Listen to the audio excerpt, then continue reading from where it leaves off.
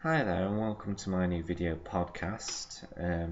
My name's Adam Parrish and I'm going to be doing some CD reviews. So if anyone's got albums they want me to review, put the requests down in the comments box below or contact me via social media and we'll get through as many as possible, and I'll do some of mine as well, some of my favourite albums.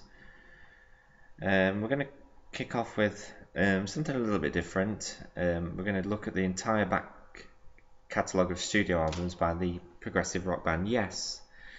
Now Yes have been the most influential band, I'd say, in my musical career. Being a keyboard player, I'm kind of into all of the different tones, and I like composing progressive music as well, so being very influential in that respect, and I've been a big fan of theirs for the best part of 17 years now. I can remember going to see them when I was about 5 or 6 years old, so very well versed with their material, and yeah, particularly enjoy Rick Wakeman's playing.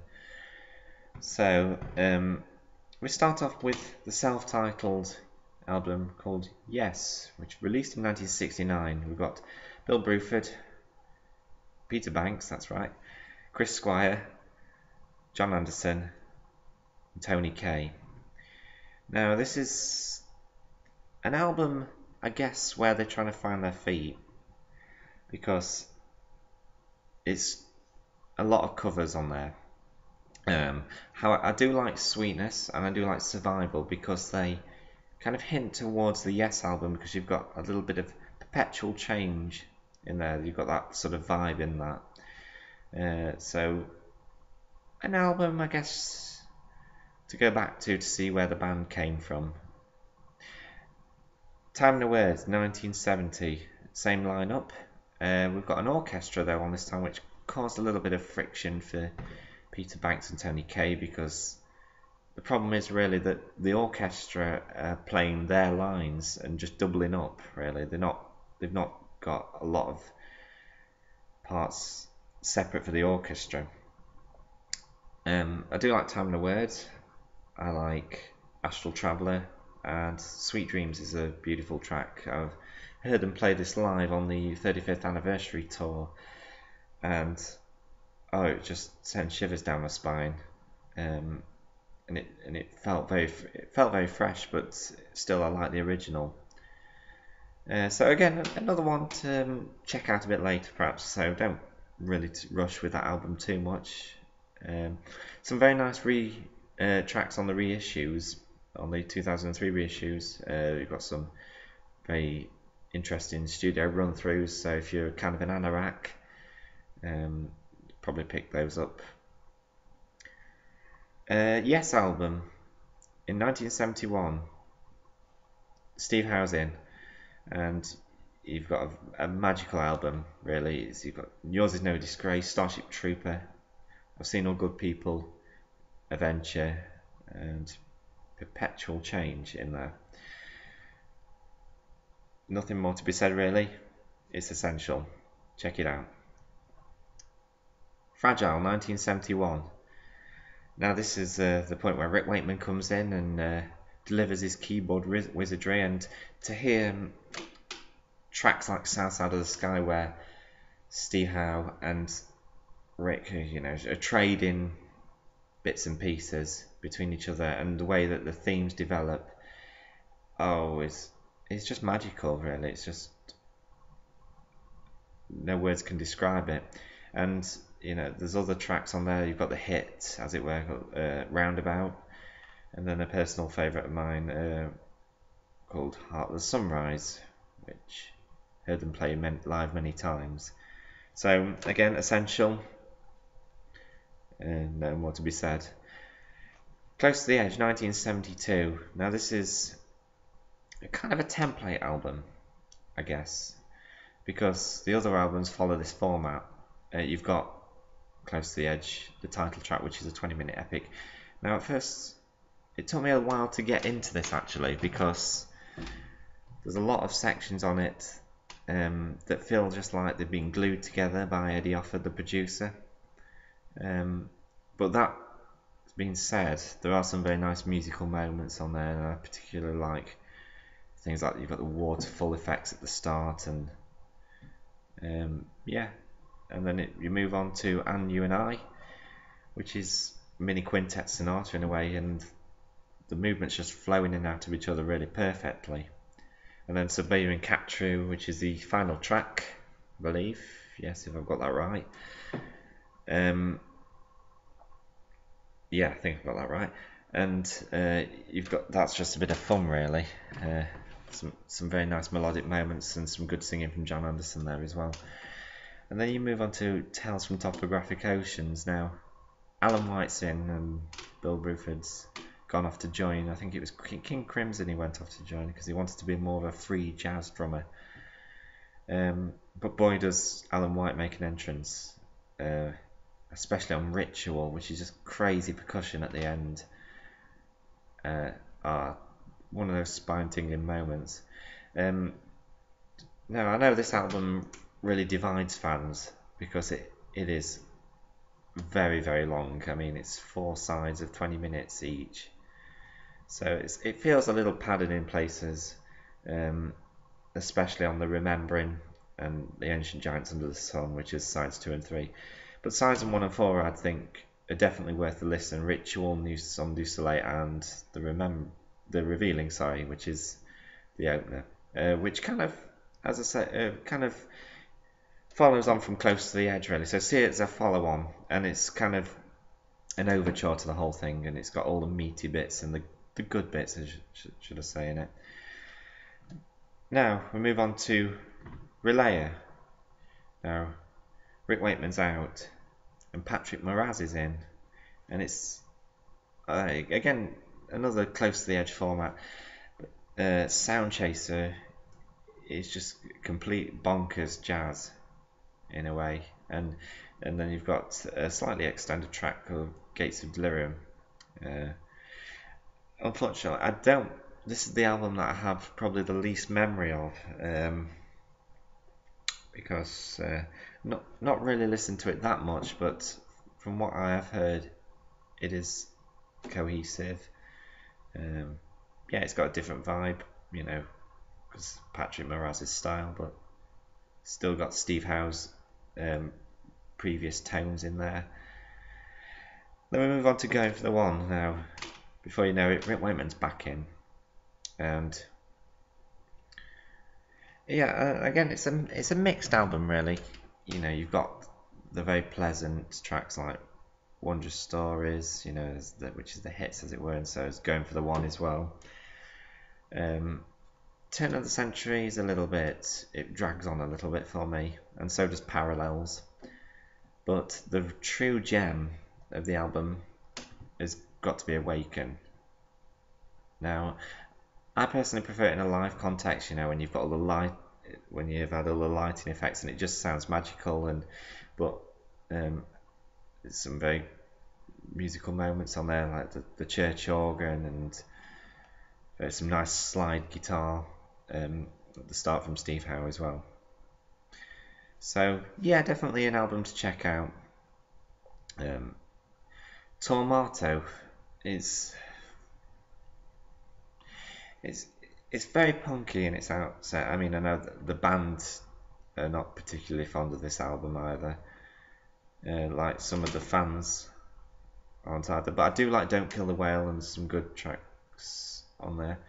In fact, I've got the bonus reissue on there, and again, I like Release, and not particularly a fan of tracks like Circus of Heaven, but I guess if you're a hardcore fan and you're not you don't mind a bit of change in there, and you want something a bit different, go for it and have a check it out.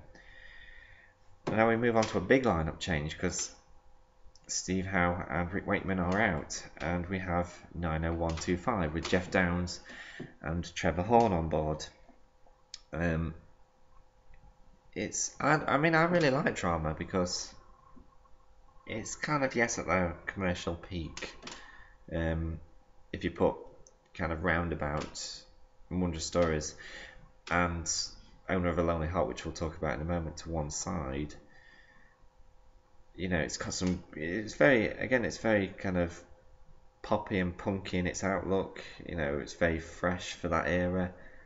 And then you've got Machine Messiah, Tempest Fugit again, which I've heard live, White Car, and there's also a load of bonus tracks on the reissue from 2003. And then we move on to 90125, which is where Trevor Rabin comes in, and John Anderson's back for this one. And Trevor Horn kind of takes a back seat and does more behind the desk, as it were. Now, 90125, I'm not the biggest fan of. I do like Owner of a Lonely Heart, and I like Changes, really, but I'd say that's just about it. I think it's mainly because it's very, very poppy. There are some very progressive moments on it, like in Changes. But I think Trevor Rabin is really more suited to the pop rather than the prog sector, so it kind of revolves around him in a way, I guess. But yeah, check it out or check Owner of a Lonely Heart out, at least if you've not heard it on the radio or wherever yet. Big Generator. Now, it took quite a while to make this record, actually. 4 years passed for it, and it kind of follows the same sort of vibe as 90125. Again, I'm not too much of a fan of it. I do like Rhythm of Love, though. Kind of good fun. Some nice little melodic organ keyboard moments from Tony Kaye, even though they are just little snippets. And then we move on to The Union, which I know Rick Wakeman calls it Onion because it makes him cry, and there's a whole host of session musicians on it. Again, I don't have too much memory of this album, but I remember some of the tracks being alright on it. And I think it was a good idea, really, because I'd liked Anderson, Bruford, Wakeman and Howe so much. You know, that their kind of good material makes it a worthwhile album.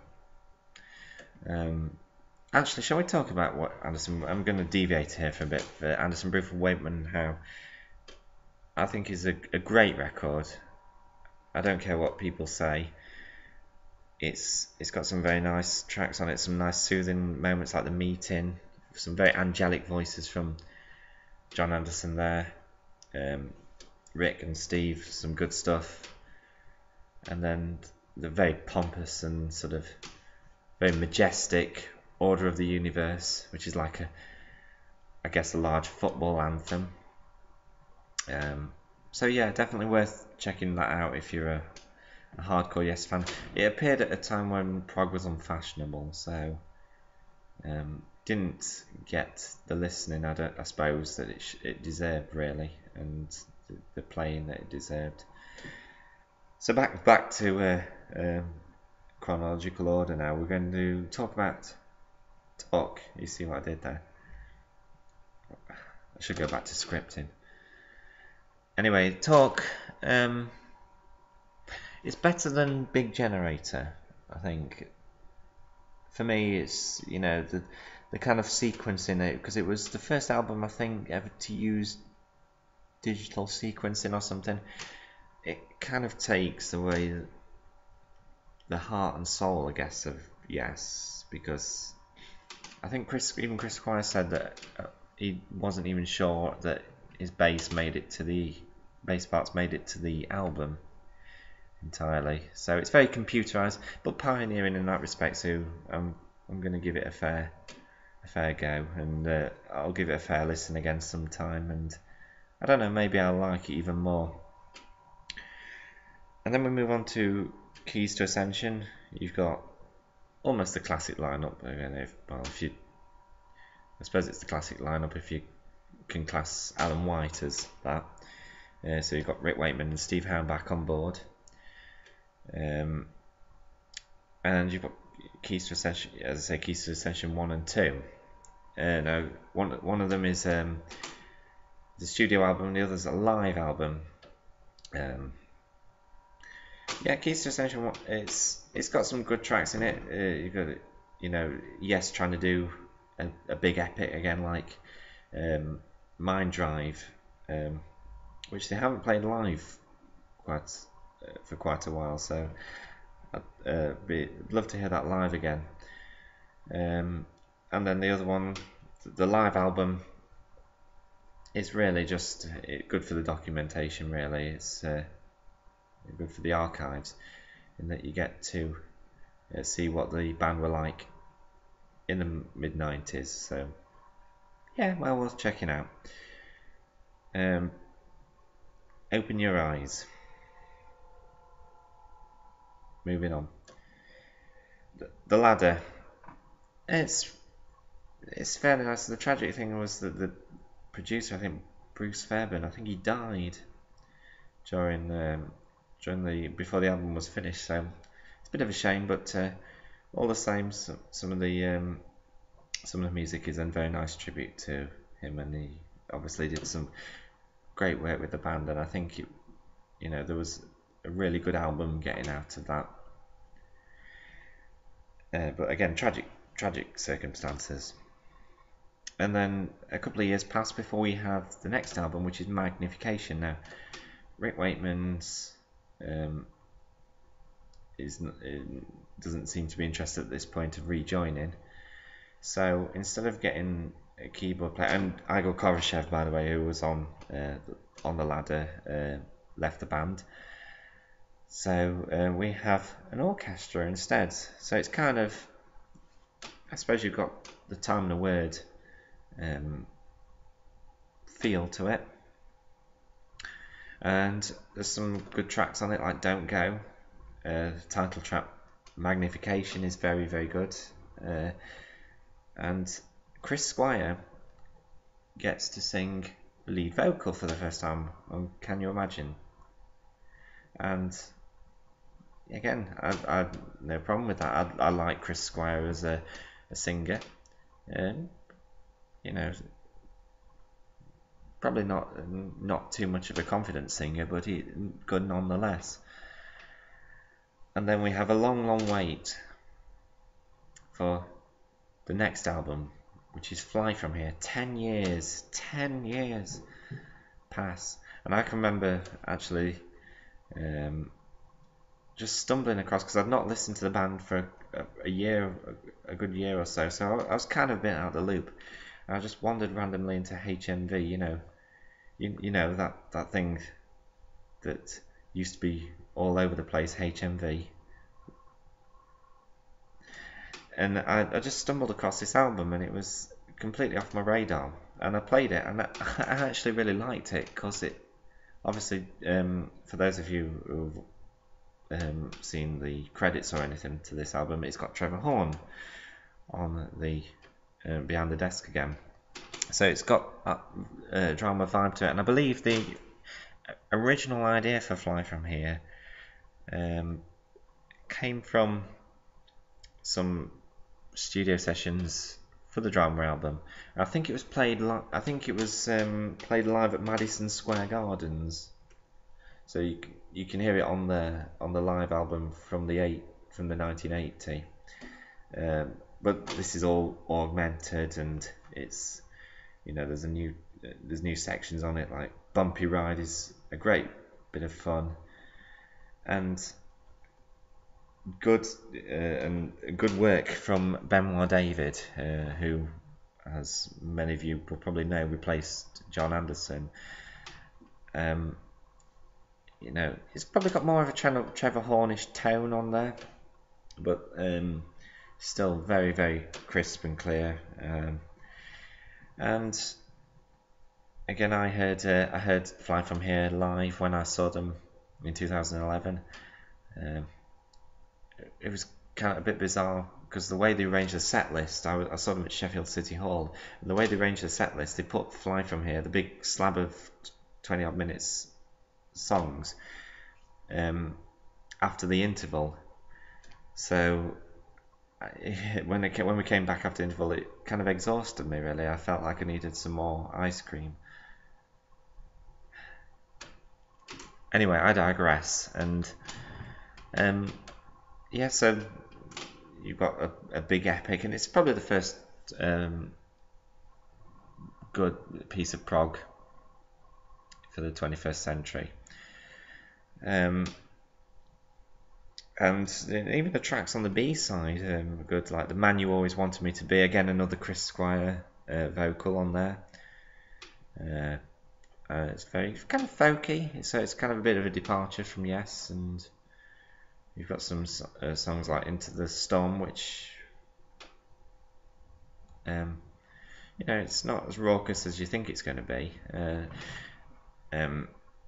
And then you've got Steve Howe does his solo track, Solitaire. Probably not quite as memorable as Clap or from the Yes album, which by the way I forgot to mention earlier.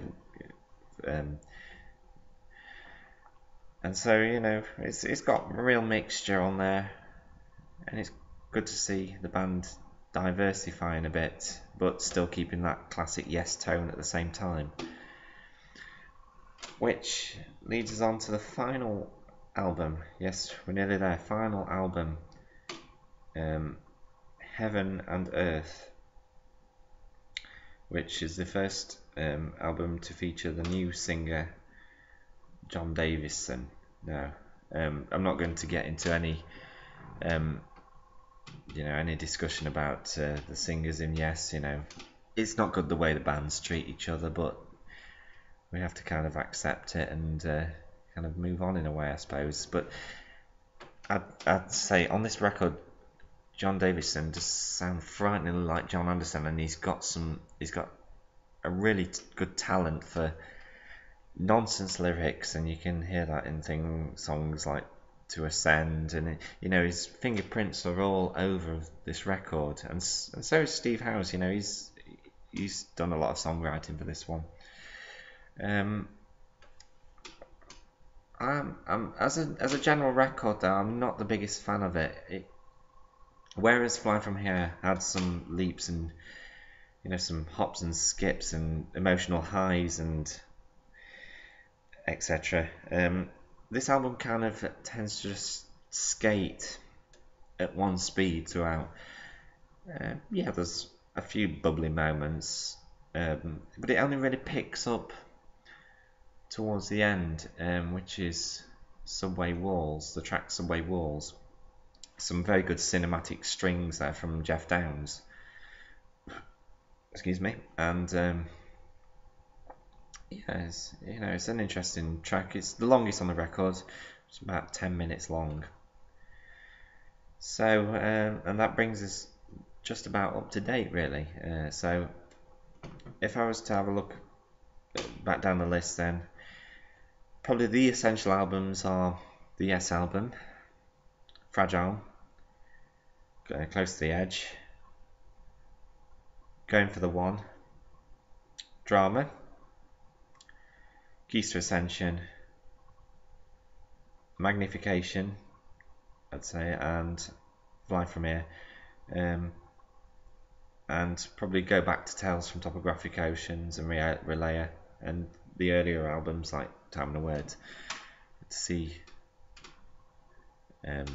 Yes in a different light. So I think I've just done all I can really, and as I say, if anyone's got any requests out there, I'm happy to fit in some time and have a discussion about it. Some favourite albums, and so all I can say now is ta-ta.